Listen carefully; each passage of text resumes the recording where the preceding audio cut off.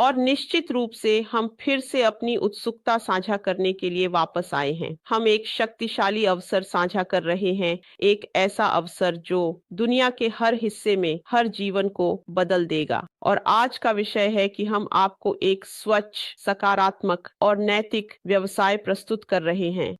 तो हम इस विषय के अनुसार लोगों से कहेंगे कि वे अपने दिल से साझा करें कि यह आपके लिए क्या मतलब रखता है। क्या आप सहमत हैं कि हमारा व्यवसाय अच्छा है, यह साफ है, यह सकारात्मक है और यह नैतिक है? तो अपने दिल की बात साझा करें, यहाँ तक कि थोड़ा और, भले ही वह कुछ और हो, लेकिन फिर साझा करें कि यह पूरा अवसर आपके लिए क्या मतलब रखता है, ताकि किसी को प्रेरित किया जा सके और किसी को आगे बढ़ने के लिए प्रेरित किया जा सके, जबकि हम अपने सीईओ श्री अशमो फराह का इंतजार कर रहे हैं। धन्यवाद सभी को। वाह, यह एक शक्तिशाली रविवार है और विषय भी शक्तिशाली है। तो मामा कोमी, मैं इसे इस तरह लेना चाहता हूँ। कल मैंने विश्वसनीयता के बारे में बात की, मैंने नैतिकता के बारे में बात की। आज मैं हमें उस विशेषताओं के बारे में बताना चाहता हूँ जिसे हम एक स्वच्छ व्यवसाय कहते हैं। जिस पहले बिंदु के बारे में मैं बात करना चाहता हूं वह है विश्वसनीयता। अगर हम देखें कि हमारे सीईओ श्री अशमो फराह हमारे लिए क्या कर रहे हैं, वह जो भी कार्य निर्धारित करते हैं उसे वह वादे के अनुसार पूरा करते हैं। यही विश्वसनीयता है। आप यह किसी अन्य व्यवसाय में नहीं पा सकते जो इस ग्रह पर अब है। मुझ पर विश्वास करो, अगर हम इसे अच्छी तरह से देखें, एंडी बेस्ट ने हमें बताया, हमारे भाई ओलिवर ने हमें बताया, यह सच है। अब दूसरा विषय जिस पर हम बात करना चाहते हैं वह विवरण पर ध्यान है।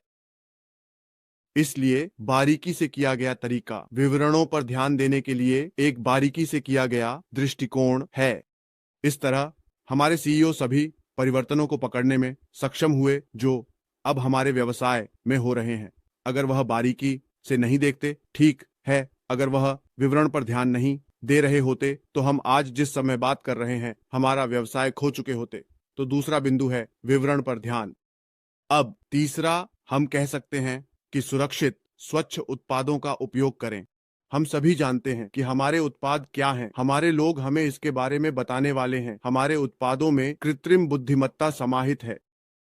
हमारे पास एप्लीकेशन प्रोग्रामिंग इंटरफेस है जिसे सभी उत्पादों में एपीआई कहा जाता है, जिसे अन्य उत्पादों में एकीकृत किया जा सकता है ताकि हम 21वीं सदी की नवाचारों के अनुकूल बना सकें।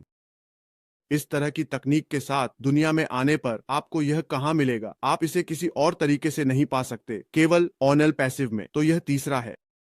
चौथी बात लगातार सफाई है। अगर आप याद करें तो जब भी हमारे मुख्य कार्यकारी अधिकारी हमें बताते हैं कि वे सिस्टम को अपग्रेड कर रहे हैं, हम सिस्टम की सफाई कर रहे होते हैं।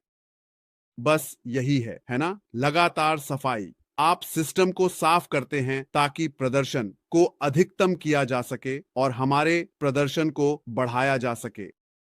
अब पांचवा बिंदु खुली संचार है। हमने इसे कहा, इवान, कल हमने कहा वह यहाँ आता है, लेकिन उसके साथ खुलकर बात करने के अनुसार वह आता है और हमें सब कुछ देता है। क्या अच्छा है, क्या बुरा है, आपको इसके बारे में जागरूक होना चाहिए। ऐसा ही एक साफ सुथरे व्यवसाय का रूप होना चाहिए और इसका अंतिम पहलू पेशेवर उपस्थिति होनी चाहिए। क्या आपने कभी हमारे मुख्य कार्यकारी अधिकारी को देखा है जब वह एक कॉरपोरेट वेबिनार करते हैं कि वह हमारे पास कैसे आते हैं, उनकी ड्रेसिंग और सब कुछ, और हमें पैनल में उस तरह से कैसे दिखाते हैं? तो मेरे लिए यही वह है जिसे हम एक साफ सुथरे व्यवसाय कहते हैं और ये हैं उन व्यवसाय की विशेषताएं जो हमारे पास ऑन पासिंग मामा कोमी में हैं। अब आप बोलें। धन्यवाद।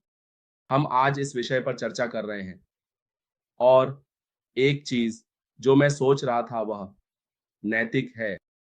और कल मुझे लगता है कि हमने इस बारे में बहुत कुछ चर्चा की कि मुख्य कार्यकारी अधिकारी एक नैतिक व्यक्ति हैं, और विंसेंट ने भी एक बिंदु पर चर्चा की और फिर बॉब ने इसे फिर से इस तरह समझाने की कोशिश की कि अगर कोई कंपनी नैतिक नहीं है तो आपको मुश्किल से ग्राहक मिलेंगे। लोग नैतिक व्यवसाय का पालन करते हैं और अगर हम इसे बहुत अच्छे से देखें तो आप जानते हैं, श्री अश मोफारा के साथ आगे बढ़ते हुए एक प्रमुख सिद्धांत सत्य बताना है।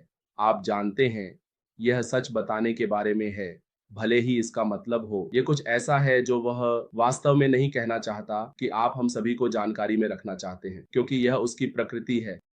बाहर आकर हमें बताना कि जब हमारे लिए बुरा समय होता है, जब बुरा समय आ रहा होता है, वह बाहर आकर हमारे साथ साझा करेंगे, और जब अच्छा समय होता है तब भी वह बाहर आएंगे। यह केवल अच्छे समय में नहीं है कि वह साझा करेंगे, यहाँ तक कि जब चीजें कठिन होती हैं वह हमेशा आते हैं। यह दिखाता है कि श्री अश मोफारा नैतिक हैं। पहले आइए इसे देखते हैं। हम जानते हैं कि उन्होंने यह व्यवसाय किस कारण से बनाया, मानवता के कारण। यह उनके बारे में नहीं है, यह मानवता के बारे में है। और लोगों के साथ उस संबंध को स्थापित करने के लिए आपको स्पष्ट होना चाहिए, आपको सत्य होना चाहिए, आपको अपने सभी तरीकों में वास्तव में सत्य होना चाहिए। आपको अपने आप में विश्वास करना चाहिए, क्योंकि अगर आप अपने आप में विश्वास नहीं करते तो लोग आप पर कैसे विश्वास करेंगे। कहावत है कि आपको खुद को ऊपर उठाना चाहिए ताकि आप खुद को बेहतर देख सकें, क्योंकि अगर आप खुद को बेहतर नहीं देख सकते तो फिर आप दूसरों को कैसे देखेंगे। आप जानते हैं, यह श्री अश मोफारा के साथ एक सिद्धांत है और उन्होंने एक साफ सुथरा व्यवसाय बनाया है, और यही कारण है कि हम 1.4 मिलियन हैं। अगर ऐसा नहीं है तो आप जानते हैं, अगर आप नैतिक नहीं हैं तो आप लोगों को अपनी ओर आकर्षित नहीं कर सकते। आप जानते हैं, आप कैसे किसी ऐसे व्यक्ति हो सकते हैं जो बिना किसी कारण, बिना कुछ दिखाए बस कहे, मेरे पीछे आओ और मैं तुम्हें शीर्ष पर ले जाऊंगा। वह सच्चे थे, वह ईमानदार थे। उन्होंने कहा, मुझे पता है कि रास्ता आसान नहीं होगा, मुझे पता है कि चीजें कठिन होंगी, मुझे 100% यकीन है कि हम वहां पहुंचेंगे। आप जानते हैं, उसने हमेशा हमें आश्वासन दिया कि हम वहां पहुंचेंगे, चाहे यह कितना भी कठिन क्यों ना हो, चाहे चीजें कितनी भी कठिन क्यों ना हो, वह वहां पहुंच जाएगा। और उसने कहा, वह सुनिश्चित करेगा कि उसने हमें दिया, वह संस्थापकों को पुरस्कृत करेगा। आप जानते हैं, जो कुछ भी कानूनी रूप से संभव है, वह, आप जानते हैं, हमें संस्थापकों को मुआवजा देगा, और यही एम्पासी का मुआवजा योजना है। तो वह वास्तव में इसके प्रति सच्चे हैं। उन्होंने कहा, मुझे एक साफ सुथरा व्यवसाय रखना है। जब उन्होंने एम्पासी की शुरुआत की, जिस दिन उन्होंने हमें बताया, उन्होंने कहा, मैंने सरकार के सामने सब कुछ प्रस्तुत किया, क्योंकि उन्होंने कहा, आप या तो अभी भुगतान करें और फिर क्या करें, और फिर बाद में दुख सहें, या आप दुख सहना पसंद करते हैं। यही कहानी है। आप जाकर उन्हें सब कुछ दिखाते हैं और फिर बाद में आप फल का आनंद लेते हैं, क्योंकि आप इसे क्यों छिपाएंगे। अधिकांश कंपनियां इसलिए पीड़ित होती हैं क्योंकि वे हमेशा बुराई को छिपाती हैं, और जब सरकार उनके पीछे आएगी तो वे रोएंगे। बच्चे, मैं कहता हूं नहीं, मैं एक साफ सुथरा व्यवसाय चाहता हूं, मैं एक नैतिक व्यवसाय चाहता हूं। यहाँ कोई छिपा हुआ एजेंडा नहीं है। मैं चाहता हूं कि सब कुछ परफेक्ट हो।